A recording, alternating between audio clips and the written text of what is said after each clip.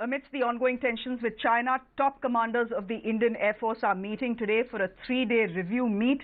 That meeting, that's the Air Force Commanders Meeting, has been chaired by the Air Chief, but it was addressed by Defence Minister Rajnath Singh as well.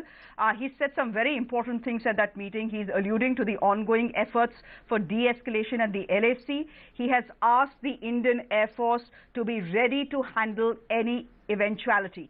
He noted that the Indian Air Force assets have to be deployed in forward locations in response to the situation at the LAC. He's saying this deployment is in line with what Prime Minister Modi has said as well.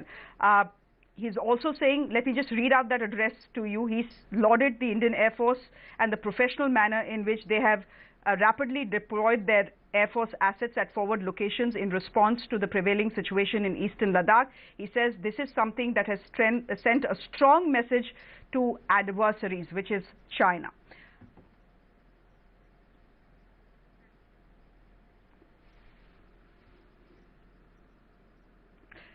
Moving on, as the Oxford University and AstraZeneca vaccine moves closer to reality, we spoke to a United Kingdom citizen with an Indian descent who was one of the 1,000 volunteers who was part of the Oxford University trials. Take a listen.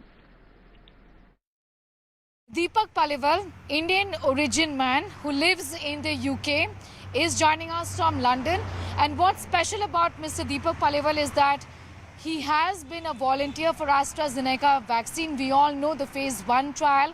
The phase 2 trial has shown a lot of promise. Deepak Paliwal chose to be a volunteer. Thank you for joining us. Why did you choose to be a volunteer? What drove you to be a volunteer for AstraZeneca? Didn't you think it was risky?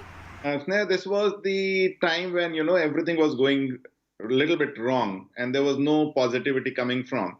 And that time, a friend of mine messaged me that there's an Oxford clinical trial for COVID vaccine is starting. So will you like to be a part of that? So I just went online, registered for it. And then within a week, I got the confirmation that come for screening, Then went ahead for screening. And then they said, yes, you are a healthy volunteer. We'll like to, if you want, please do come on 11th of May for the shot. That is it. I don't know what this is. Now listening to the head of India's task force on COVID-19, Dr. V.K. Paul. He's spoken to Sneha Mordani as well. So the vaccines are there. There is a lot of promise as far as AstraZeneca is also concerned. But there's a big question mark on access to these vaccines. How is India going to ensure access to vaccines wherever it is developed? When India will be the site for indigenous production of vaccine, when India will be the site of production of vaccines which are discovered elsewhere.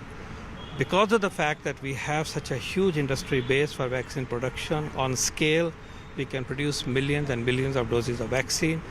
We should have faith in the fact that these vaccines at scale, if ever they are available to anybody in the world, they will be available to the people of India.